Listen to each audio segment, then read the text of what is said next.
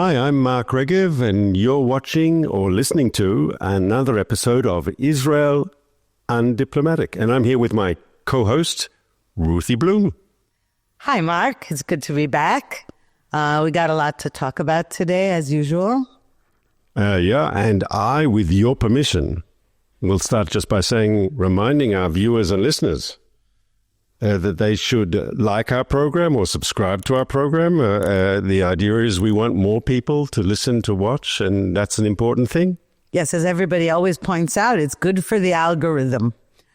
But speaking of algorithms, what we need to talk about is the hot news of the day that's on everybody's mind, I think, in the entire world. And that is the inauguration of Donald Trump that's fast approaching. Right now, today, we are, I believe, 12 days away from the 20th of January. And yesterday, which was Tuesday, Donald Trump gave a very long press conference at Mar-a-Lago in which he spoke a lot about Israel, the hostages, the situation in Gaza. So, I'd like to hear your thoughts on that, because I thought it was really impressive what he said. So I was listening to how different media covered his remarks, and I can tell you the Canadian media ran with that. He said that, Canada should really be part of the United States, and the Europeans highlighted that he thought Greenland should belong to the Americans, and others talked about the fact that America should take over the Panama Canal. But of course, the Israeli media focused on what he said about us. And what he said, and most importantly, he repeated, I think now for the third or fourth time, that if the hostages aren't out on January 20th, when he is sworn in to be once again President of the United States, he said, and I quote, "all hell will break out." And everyone wants to know what he means. What do you think he means, Ruthie? Well, I've been asked that question several times in interviews this week. So what does that mean? What do you mean all hell will break loose? Is it an empty threat? So first of all, if you judge by past behavior, particularly in relation to Israel, the last time President Trump sitting in the White House, everything he vowed in relation to Israel, he kept his promise about every single one. So that gives me optimism to think he means business. Now, what technically he means? No, do I think he's going to storm into Gaza? No, I don't believe that. But I believe two things mainly. One is that he's very big on economic sanctions, both on Iran and here, he can put pressure on Qatar and Egypt. Up until now, since the war began, the Biden administration has not put pressure on anybody except Israel in relation to the war in Gaza. I think that Trump will really tell, example... So just, if you don't mind me interrupting, and I apologize, but okay. To say that he's going to ratchet up sanctions, that's like Biden policy a bit, put on into high gear. It's not all hell breaking out, Ruthie. No, this was just part of it. Yeah. The other part I was going to say is that he is going to allow Israel to do what's necessary. In other words, up until now, there has been this kind of, the Biden administration has really tied Israel's hands in terms of weapons, in terms of humanitarian aid into Gaza, etc. I think what he might do, and I have a feeling that he's been discussing this with Netanyahu behind the scenes, is he may say, okay, go for it. The humanitarian aid, all that's doing, it's not going to the people of Gaza, the so-called civilians. It's going to Hamas, number one. Number two, the aid organizations that were supposed to, like UNRWA, for example, were supposed to bring in the aid once it gets to the border. Tons and tons of that food and other supplies have gone rotten, sitting there waiting to be picked up. The rest of it has been stolen by Hamas, and then Hamas resells it at exorbitant prices to Gazans. Now, as long as Hamas has that power over the citizens in Gaza, They have no interest. They're too terrified, for example, to tell us where the hostages are or to release them if they're in their own homes. I said before that ratcheting up sanctions is like just, accelerating Biden's policies. On the issue of the humanitarian aid, I'd have to ask you the following question. Let's say there was real hunger in Gaza. Let's say there was, the humanitarian activities were somehow put on hold until the new reality was created. Do you really think that's an effective leverage on Hamas? Do they really care about the people of Gaza? They don't care about the people of Gaza. They care about themselves. And if they don't have enough food, they've hidden it, they've stored it. I don't know. That I don't know about, but they need fuel. They need lots of things. But that also, you think that's what he means when he says? No, I don't know. See, the thing is, I don't know what he means by all hell will break loose. Again, I think he has an idea in his mind what he means. Yes. And I don't know. I do know that it'll involve some kind of pressure. And again, the international community, I hate that word. And the international community in the form of the United Nations, the International Criminal Court, the International Court of Justice, all those international bodies that are extremely hostile to Israel. I think he's going to put his foot down. He's going to be imposing sanctions on them and things like that. So does that mean that he'll take office and immediately all hell will break loose? I don't know. So I want to say something. But I believe what he says because so far he has always kept his promise in relation to Israel. And that's very true, and most clearly on the issue of Jerusalem, because I think almost every presidential candidate in modern history, before getting elected, made a declaration, a promise. Obama, I think, is the only one that didn't do it, saying that if elected, they would move the embassy, the American embassy in Israel to Jerusalem, where it should be, of course, because it's our capital. Clinton made that promise. I think Carter made that promise. I think George W. Bush made that promise. I think George Bush Sr. made that promise. I think Reagan made that promise. Everyone made that promise, and no one ever delivered. And you're right, Trump delivered. After so many presidents said they would do it, after Congress passed resolutions saying it should be done, no one actually, it was never the right time. Trump did it, and to his credit. I think, though, there's a danger here for Trump vis-a-vis what he said about Gaza and the hostages. First of all, he's right, because what he said is creating amazing pressure on Hamas and Hamas's friends, people like the Turks, people like the Qataris and so forth, yes, because they want to keep on his good side, and maybe there's more pressure from them now on Hamas to get a deal. So what he's saying could help us get a deal, we hope, before he comes in and get the hostages out.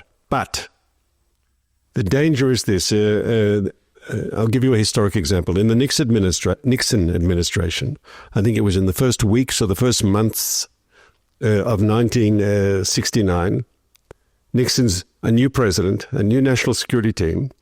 The North Koreans shoot down an American spy aircraft over international waters, not over North Korean sovereign territory. And Nixon and Kissinger think, well, we have to hit back, right? And the defense secretary and the secretary of state urge and manipulate. And in fact, there's no armed response by America to the North Koreans shooting down an American plane. And many people have written that got the Nixon administration off to a bad start. That means the Russians, the Chinese, no one took him seriously because you shoot down one of the planes and the Americans sort of turn the other cheek, so to speak. And I think Nixon later on admits that was a mistake, that he let, the Secretary of Defense and the Secretary of State set policy. He should have gone with his instincts. He should have shown at the very beginning that there's a new sheriff in town, and it's very important, that people fear and respect the United States. And I'd say here to Trump, right? You've used very strong language. You've said all hell will break out. If it's just a few sanctions, right? How will that affect the next 4 years of his presidency? He has to follow through, I believe, on the assumption that there's not hostage release. I hope there is. I hope he doesn't have to have the dilemma. But if we get to January 21st and there's no movement on the hostage issue, I think his credibility of the coming 4 years is at stake. Well, I agree with that. I know he has to do something. You just asked me what it was, and I don't know. But I will tell you what I do know. And that is that the outgoing administration has done everything in its power to weaken itself, weaken America. I mean, that administration has totally weakened America in the eyes of the whole world.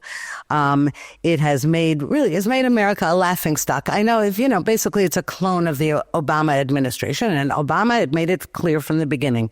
America, we're not superior to any other country. We're like any other country, and we lead from behind and all that stuff. And this administration has been doing that, aside from the fact that we now know that we have an absent president in Washington with dementia. And that was known and has been known for a long time. And he's still the president, which is outrageous. It's outlandish that's Washington is not being run. It's being run by a shadow cabinet or something. That's one thing. The other is that Secretary of State Blinken, who by no means has dementia, he's sharp, he's on the ball. And what he's said in an interview with the New York Times this week was so outrageous that, it was something we already knew. When I say we, in this case, I mean Israelis, any sane Israeli realized it. What he said was, every time Washington put daylight between itself and Israel, Hamas was emboldened. Hamas knew it could be more, less flexible in its position in negotiations for the hostages. So first of all, he says this. He acknowledges that Washington was pressuring Israel. Hamas saw it and said, oh, in that case, we don't have to budge. But did he apologize for it? No. He said it just very matter-of-factly while also being interviewed by a very, very hostile anti-Israel reporter who was quoting Israelis saying that Israel is committing ethnic cleansing in Gaza, all kinds of lies. He just sat there, Blinken. It was also on tape, this video. It was also on a podcast. It wasn't just in writing. He said, he was very pleasant about it. He didn't say that's a lie, that's outrageous, there is no. And when asked about the humanitarian aid into Gaza and food, he said, well, no, it's true. Israel hasn't always done as much as it can to get food in there. You could tear your hair out listening to those lies. It's a lie. All Israel has done is shove food supplies, medical supplies in there, while Hamas not only loots the aid trucks and steals all the aid and the food and the medicine, but there's also food just rotting at the border because the aid organizations aren't taking the trucks in quickly enough, the supplies in quickly enough. I want to say two things about Blinken. But before I do, you mentioned very briefly the International Criminal Court and, of course, the indictments, that they're the arrest warrants against Prime Minister Netanyahu and former Defense Minister Gallant. And the Biden administration, of course, said they don't agree. This is wrong. It's not correct. But the Trump administration is apparently going to take steps against the court. And we heard yesterday from the Speaker of the House, he's talking about legislation, actually, to sanction the court. And I think this is crucial. Because here, a lot of Western countries will say, they disagree with this decision by the ICC, the International Criminal Court. But okay, unless you take steps against it, they win. And for that reason, I think this is positive. And it's important to sanction the court. Apparently, they're going to sanction the leadership of the court and so forth. I think they should also consider sanctioning people who cooperate with these decisions. Right, I think that's also crucial, and it really is a kangaroo court. The fact that they've put Hamas and Israel on the same plane, yes, both guilty of war crimes. We're not a democracy defending our people. It's a travesty. And I was glad to hear the Speaker of the House, and apparently we're going to hear from the new incoming administration on this issue from January 20th. On the other issue that you talk about, the Blinken interview, which I thought was very interesting. He said, and it's very interesting, look, Hamas are crazy. They're fanatical. They're anti-Semites. They're extremists. They're jihadists. It's all true. But they're not crazy. When they attacked us, when they massacred us on October 7th, their plan was that, of course, Israel's stronger than them. But their plan was not just to kill Jews, which for them is a major thing, just kill as many Jews as you can. But their logic was this will lead to a larger war, and you'll see Hezbollah go all out from Lebanon, and you'll see the West Bank, Judah and Samaria, you'll see a whole rise up of violence. You'll even see Israeli Arabs rise up against, in other words, and Iran, of course, the whole axis of resistance in Syria and Iraq, everyone involved. In other words, they thought that they were firing the opening shot of a whole regional configuration, which Israel would lose. And they were wrong, okay? And where there was an escalation, Israel hit back and we, changed the situation to our benefit. The West Bank, Judea and Samaria have been quiet relatively. Israeli Arabs have been very, very quiet. They haven't been involved in violence in a way that we saw, let's say, in a previous round of fighting. And so in many ways, the Hamas strategy failed, but Hamas had two things that they were holding out for. One was internal pressure in Israel because of the hostages to end the war, and that's clear. The Hamas strategy wants to use the hostage issue to try to get some sort of victory out of this, and use the genuine anguish of the hostage families and Israeli society about that to their own strategic benefit. And at the same time, they said they were holding out for American pressure on Israel to stop the war. And that's why Blinken, saying it at the very end of the administration, when he said, when we saw daylight between the United States and Israel, we saw Hamas move back from the possibility of a negotiation hostage release, which would have brought about a cessation of fire, right? And I think it's interesting he says that publicly. He knows he's saying something we all knew to be true. The question is, how long has he known that?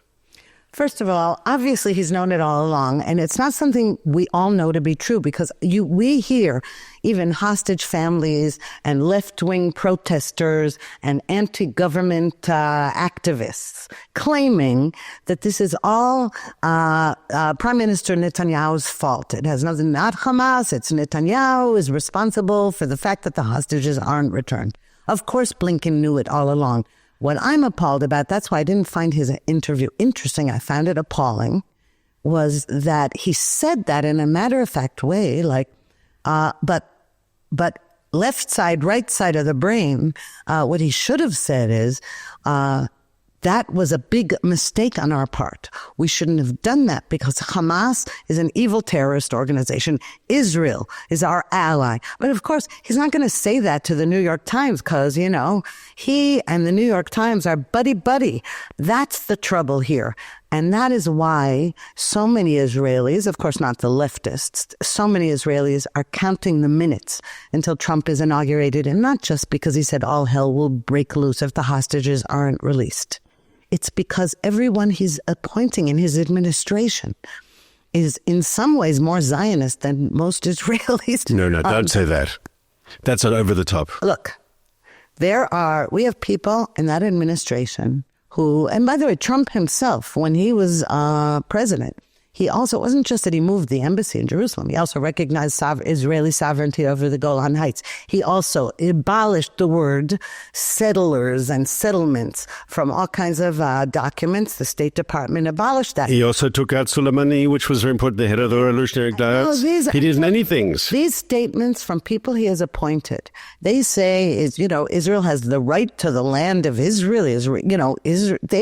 These are people who are not afraid to tell it like it is. And it's not just, they're not politically correct. They believe, many of them are religious and believe that God gave the land of Israel to the Jews. That's some people in his administration. But I'm not even talking about that. I'm talking about they understand that Israel is the good guy, that Israel is an important ally of the United States. And the Biden administration behaved abominably toward Israel throughout this war, right from day one. I know in the very beginning, the Israeli government and Netanyahu was very careful to constantly thank Biden and the administration for all its help and all its support and everything. I was not one of those people, because we could see it right from the beginning. There was even right from the beginning on October 8th, it was, okay, don't go in, don't launch a ground invasion. It was like, we had the worst assault on our soil, and the worst atrocities against Jews since the Holocaust. And the first thing that the United States says to Israel is, don't go in. And after that, many, many don'ts. So I don't want to hear, I am saying I am counting the minutes, not just for the new administration, but to get rid of this one. So I have a different recollection. It's true, you're right. There were many times when they said don't, most famously not to go into Rafah, you say in English, correct? Into Rafah. And without that, we would never have killed Sinwar. Yes, that was necessary. I don't remember them on the 8th of October, immediately after saying we shouldn't do a ground incursion. I don't remember that. I remember in the initial, there was support. Of course, they were saying we have to be careful and not to, hurt innocent civilians. But I don't remember a blanket no at the time. But Blinken's comments, I thought, were interesting from the perspective of the way he you're right, he didn't take a lot of self-criticism here, and maybe he should have. I would argue something else about the Trump administration that needs to be said. The whole Trump theory and, the way he's mad at the Canadians and the Europeans is because he says, you guys, from his perspective, his word, not like mine, he would say they're freeloaders, right? America protects them and they don't do anything to protect themselves. And I think that's one of the reasons they appreciate the Israel-US relationship, because it's Israelis' boys who are fighting and dying, right? It's Israel that is mobilized to fight this war. It's Israel that is paying the price that victory will demand, right? We're not asking the United States to do it. We're asking for permission to buy more and more American weapons. And we receive, we receive a certain amount, and we're very appreciative of it, of American military aid. But we fit into the Trump model. He's upset with the different Europeans and the Canadians who aren't doing their bit for Western defense. Israel is an example in many ways of what Trump puts on a pedestal.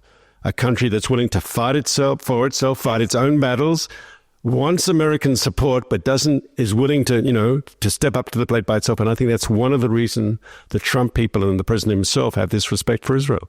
Oh, absolutely. And so they should. And it should be mutual, because we are on the same page with Washington in that respect. And not with the Biden administration. No. But again, I have to say, it's not that I thought the Biden administration was just anti-Israel. No, I thought the Biden administration was also anti-America. And about your point that Sinwar thought he was going to, basically spark a whole regional war against the Jewish state. It happened to some extent, but not, you're right. We stepped in and prevented that from happening. But what he did spark, probably unwittingly, but what he did spark, shockingly, all over the West, an explosion of anti-Semitism all over campuses in America, in Europe, in Australia, and Canada for sure. An explosion of anti-Semitism, and not just among jihadists, not Muslim radicals outside of the Middle East. No. This was a shocking turn of events. It almost gave permission. It was as though this slaughter gave permission to all the chattering classes and the elite academics to jump on that bandwagon. So can I just say it? I would, in this case, I might even use stronger language than you for a change, maybe for the first time since we started this podcast, because there are actually times when the administration was asked about it, and senior people in the administration, I think including the president and the vice president, said, well, you have to understand these people are worried about what's going on in Gaza. In other words, it's a right to chant from the river to the sea and there should be no Israel, because I think the administration on this point was left waiting, and it's a pity. I want to mention two other things that Blinken mentioned in his interview, which weren't necessarily newsy, but maybe I just want to stress them. The first point is that he stressed the truth, that the reason there was no hostage deal up until now was Hamas's fault. Unfortunately, too many people, are willing to share the blame between Israel and Hamas, or even to put all the blame on Israel while there hasn't been a hostage deal. And Blinken, who's no natural Likudnik or, a supporter of the sort of things that you say, Ruthie, right? But that he puts the blame on Hamas, I think that is, and basically absolves Israel of any significant responsibility for there not being a deal. He talks about Israel took certain actions, but they were justified. Like when we killed Sinwar, that prevented the deal that was the example he used, yes? But that he points the finger at Hamas and says the reason the hostages are still being held in Gaza is because of Hamas. I thought it's very important that it comes from him.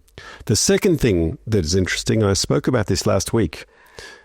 He said in the interview to the New York Times that he really believes there's a chance for a breakthrough with Saudi Arabia, not during this administration, obviously, which is rapidly coming to an end.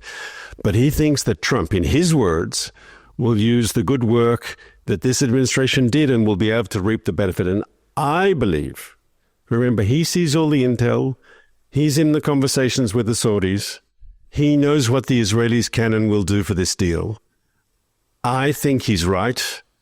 And I spoke about it last week, and you sort of ignored it and changed the subject, Ruthie. But the chances of a breakthrough with Saudi Arabia in 2025, a normalization deal, a peace deal between Israel and Saudi Arabia, I think is very, very realistic.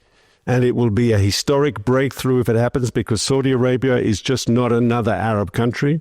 Saudi Arabia has a almost unique leadership position in the Arab world, a unique leadership position in the Muslim world. And if we do, and I believe there's a good chance, I believe Blinken is right on this issue. If this is going to happen in the next couple of months, that's a game changer. And the truth is, between the Muslim Arab country, that has Mecca and Medina, if they normalize ties with Israel after we militarily defeat Hamas in Gaza, and we are doing that, that'll be the ultimate political victory. I believe reconciliation between Israel and Saudi Arabia is the ultimate political victory of the Hamas. Well, it would be and will be. First of all, let me just say, not because Blinken said that, because I don't trust a single word that comes out of that man's mouth and never have.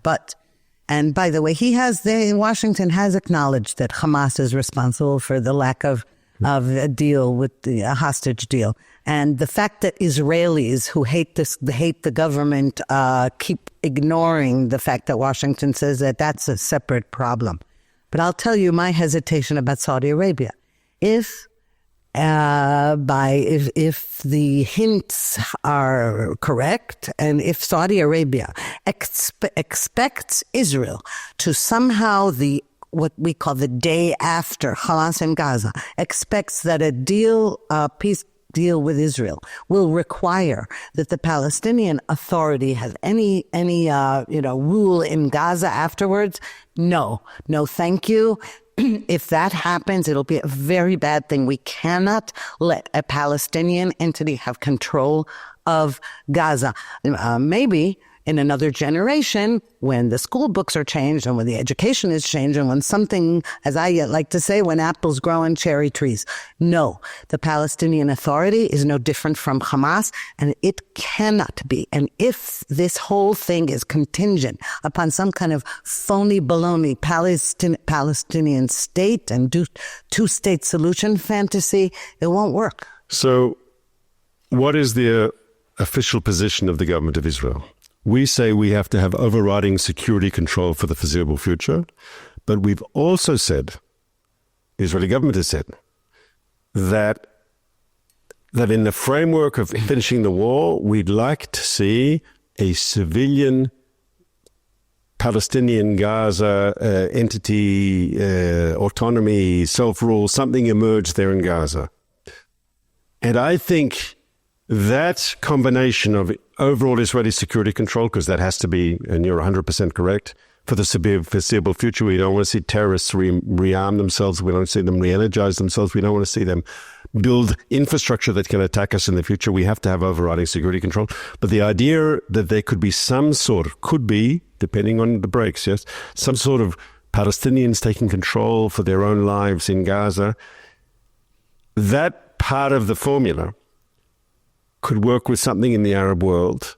And I'll say something to you, Ruthie, that you can disagree on, but you won't have much time to disagree because we're coming to the end of our podcast. But I think for a peace deal with Saudi Arabia, Israel should be willing to pay a certain amount of price. Nothing on our security. We don't have to take security risks. But on other issues, if we can get that breakthrough with Saudi Arabia, it's worth paying a reasonable, acceptable, modest price on other issues. And I'd remind you, I've said it on this program before, when Begin got the peace treaty with Egypt, and it was very difficult for him, he recognized formally the legitimate rights of the Palestinian people. I think for peace with Saudi Arabia, like Begin, the Israeli Prime Minister Netanyahu should be willing to pay a reasonable, acceptable price. Well, I will just say that I believe in nothing other than peace for peace, not land for peace, not prices for peace, not slaughter for peace. And there is no way at the moment. Yes, if you say Palestinians can be the dog catchers and collect the mail, that's fine. But we saw in Judea and Samaria, it doesn't work. It doesn't work. It just it breeds terrorism. The solution, I don't know. I was hoping that, again, maybe the United Arab Emirates would help out but this word, we have to pay a price. No. Saudi Arabia, it's in its interest as well to have a deal with Israel. It's not only in Israel's interest. Anything that involves something that reeks of Palestinian statehood or control anywhere around us or in our borders it's like having a death wish. So I don't see how that's going to work. We will see what happens in 2025. Ruthie, I look forward to speaking to you again next week. Ditto, Mark.